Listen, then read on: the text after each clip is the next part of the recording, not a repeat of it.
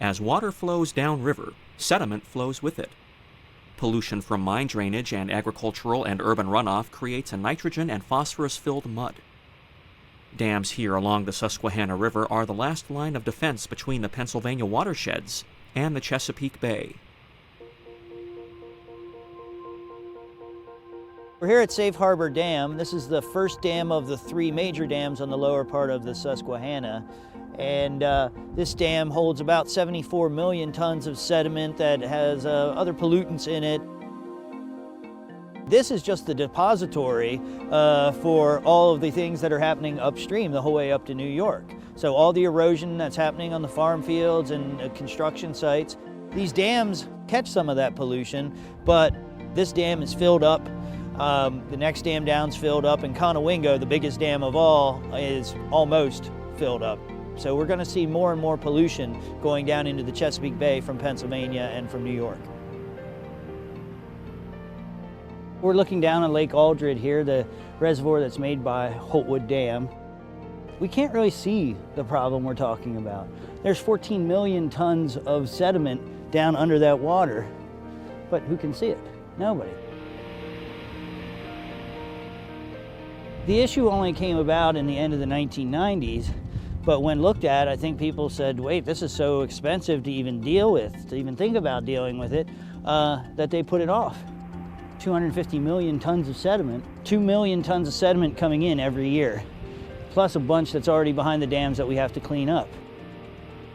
The governors of the Bay State, which make up the executive committee of the Chesapeake Bay program, have all signed an agreement to clean up the bay.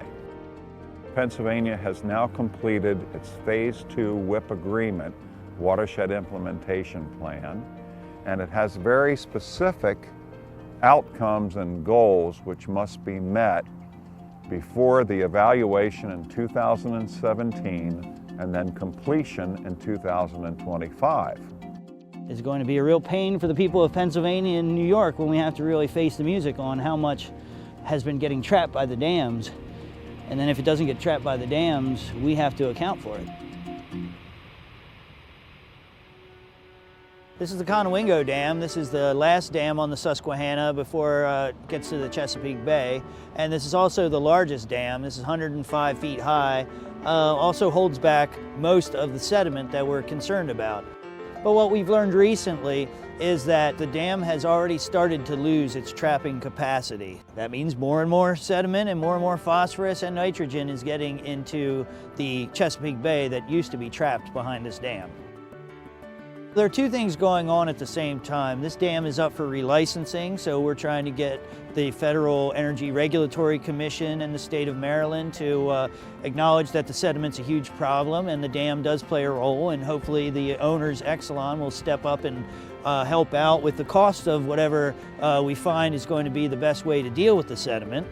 And the Lower Susquehanna River Watershed Assessment is going on.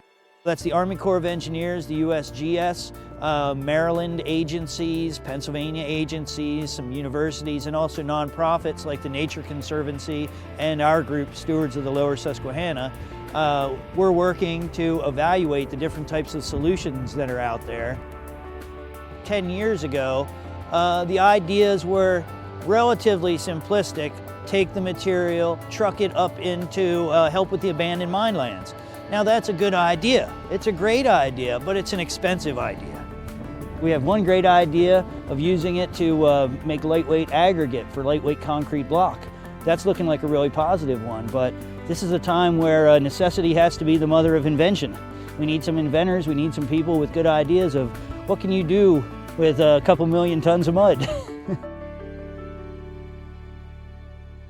The best solution is to find the way that is least costly to the taxpayers. So we need partners of all kinds, partners intellectual in the business, partners with the money. Everybody's got to get together on this.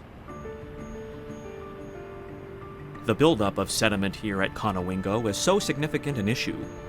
It has been referred to as Katrina-wingo. We've got a situation where we know there's a problem. Just like the levees down in Katrina. They knew for years and years and years that there was a problem, but it was an expensive problem, and nobody wanted to face it. Here we've got a situation that this is building up, and you know, it's not just the loss of trapping capacity. When we get these big storms, it scours the mud out from behind the dams and dumps it into the bay. Back during Agnes, 10 years worth of mud got dumped into the bay in 4 days. There's lots of reasons why we should be working to clean things up in Pennsylvania. The Susquehanna River is sick also, and we need to help that. But when we come down here, we see the direct link between what's happening in the Susquehanna and what's happening in the Chesapeake Bay just 10 miles downriver from here. The Susquehanna River provides 50% of the water to the Chesapeake Bay and 80% of the water to the upper part of the bay. Once you count all the stuff that's being trapped behind these dams, we're the biggest polluter in the Chesapeake Bay.